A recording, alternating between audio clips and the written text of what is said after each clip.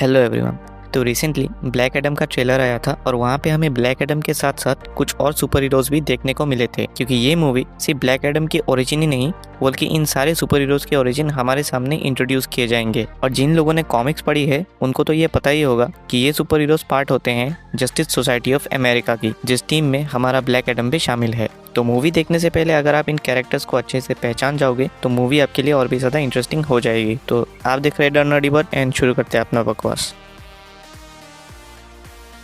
सो यहाँ सबसे पहला और इंटरेस्टिंग कैरेक्टर है केंट नेल्सन यानी डॉक्टर फेट। तो डीसी यूनिवर्स में एक्चुअली डॉक्टर फेट एक बहुत ही पावरफुल मैजिशियन होता है और उसकी सारी पावर्स छुपी होती है उसके गोल्डन कलर के हेलमेट में। और इस हेलमेट की भी एक अनोखी कहानी है। तो आज से हज़ारों साल पहले नाबू नाम का एक गॉड लाइक बीइंग अर्थ पे आया था। फिर उसके बाद 1920 में केंट नेल्सन जब वो एक छोटा लड़का था वो अपने पिता के साथ एक आर्कियोलॉजिकल साइट को एक्सप्लोर करने जाता है। पर जिस आर्कियोलॉजिकल साइट पे वो लोग जाते हैं वो एक्चुअली में नाबू का ही टॉम था और उसी सिचुएशन में एक्सीडेंटली केंट के पिता की मौत हो जाती है। और फिर ये सब देखने के बाद नाबू को केंट पर एक तरीके से तरस आ जाता है। और फिर क्या था, नाबू ने कहा कि बेटा तेरे को मैं सारा जादू तो ना सिखा दूंगा। और फिर नाबू की सारी सॉर्सरर्स वाली पावर हेलमेट में आ जाती है, जिसे पहनने के बाद केंट नेल्सन फाइनली बनता है डॉक्टर फेट। तो डॉक्टर फेट के पास बहुत से मैजिकल पावर्स हैं, जैसे कि टेलीकाइनेसिस, टेलीपोर्टेशन, टेलीपैथी, इनविजिबिलिटी। पर इन सबसे ऊपर ये कैरेक्टर इमॉर्टल है, यानी बंदा मर नहीं सकता। तो ट्रेलर में देख के आपको लग रहा होगा कि आखिर ये बुढ़ा क्या ही कर लेगा, तो ऐसा मत सोचो, क्योंकि ये बहुत ही ज़्यादा पावरफुल कैरेक्टर है।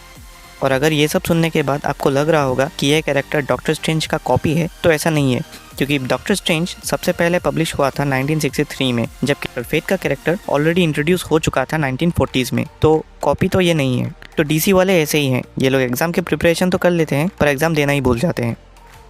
अब दूसरा कैरेक्टर है कार्टर हॉल एका हॉकमैन। तो हॉकमैन का एक्चुअली बहुत से अलग अलग कॉमिक्स में इसके अलग अलग ओरिजिन बताए गए हैं, पर इनमें से जो सबसे ज़्यादा रिलेटेबल है वही मैं आपको यहाँ पे बताऊंगा। तो हॉकमैन का कैरेक्टर एक्चुअली में एक पुराने ज़माने का इजिप्शियन राजा होता है जिसका नाम है प्रिंस खुफुखतार। पर उसे और उसके पार्टनर को एक इजिप्शियन प्रिंस जान से मार देता है और फिर उनमें एक श्राप लग जाता है कि वो जब भी मरेंगे तो हर बार उनका एक दूसरा जन्म होगा। और तभी प्रेजेंट टाइम में प्रिंस खुफू दूसरा जन्म लेता है एज कार्टर हॉल, जो प्रोफेशनली एक आर्कियोलॉजिस्ट है। और एक दिन एक पुराने आर्कियोलॉजिकल साइट पे ये अपने ही पुराने ज़माने वाले अवतार को गलती से छू लेता है और फिर उसकी सारी मेमोरीज याद आती है कि आखिर वो था कौन, एंड दैट्स इट। उसी के बाद वो बनता है हॉकमैन। और उसकी जो पावर्स है वो एक्चुअली हज़ारों साल पहले ही उसे मिल चुकी थी, जब एक एलियन स्पेसशिप अर्थ पे गिरा था और उसमें एक खास तरीके का मेटल मिला था जिसका नाम है एंट मेटल। और उसी मेटल से हॉकमैन अपना विंग्स बनाता है, ग्रेविटी बेल्ट बनाता है जिसकी मदद से वो उड़ सकता है। तो टोटली उसका सारा का सारा पावर्स उसी एंट मेटल से आता है। और ये कैरेक्टर भी एक तरीके से इमॉर्टल ही है कि हर बार मरने के बाद ये एक दूसरा जन्म ले सकता है। और कॉमिक्स में तो ये ऐसे मरता है जैसे लोग कपड़े बदलते हो। अब तीसरा कैरेक्टर जो है वो है एल्बर्ट रोस्टाइन एका एटम स्मैशर। एल्बर्ट रोस्टाइन की ओरिजिन बहुत ही ज़्यादा सिंपल है। इसको अपनी पावर्स मिली थी अपने ग्रैंडफादर की इनहेरिटेंस से, जो एक्चुअली में साइक्लोट्रॉन नाम का एक बहुत बड़ा सुपर विलन था। पर एल्बर्ट को एडॉप्ट कर लेता है जस्टिस सोसाइटी ऑफ अमेरिका का फाउंडर एल प्रेप, जो अपने समय का एटम था। और उसी से एल्बर्ट भी अपने ग्रैंडफादर का रास्ता ना चूज करते हुए वो चुनता है अच्छाई का रास्ता।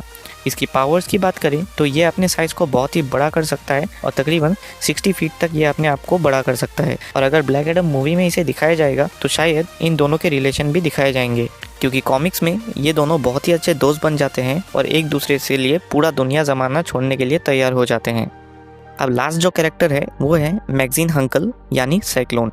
तो जैसा इसका नाम है वैसे ही इस बंदी का पावर्स भी है। ये जब भी चाहे हवा को कंट्रोल कर सकती है और कहीं भी तूफान ला सकती है। और इसकी पावर्स मिली थी इसके ग्रैंड मदर से, जो अपने ज़माने में तूफान लाती थी। और अब इसके ग्रैंड डॉटर का टाइम है। पर मुझे नहीं लगता कि ये ब्लैक एडम मूवी में इसका बहुत ज़्यादा रोल होगा as compare to doctor Fate और हॉकमैन, क्योंकि इसकी ज़्यादा कनेक्शन ब्लैक एडम के स्टोरी से नहीं होती है और ना ही इसके कॉमिक्स में होती है। सो यही था इन सारे कैरेक्टर्स के ओरिजिन। और अगर आपको ये ब्लैक एडम का भी ओरिजिन जानना है तो कमेंट में अपना ओपिनियन शेयर करो। Till then bye bye.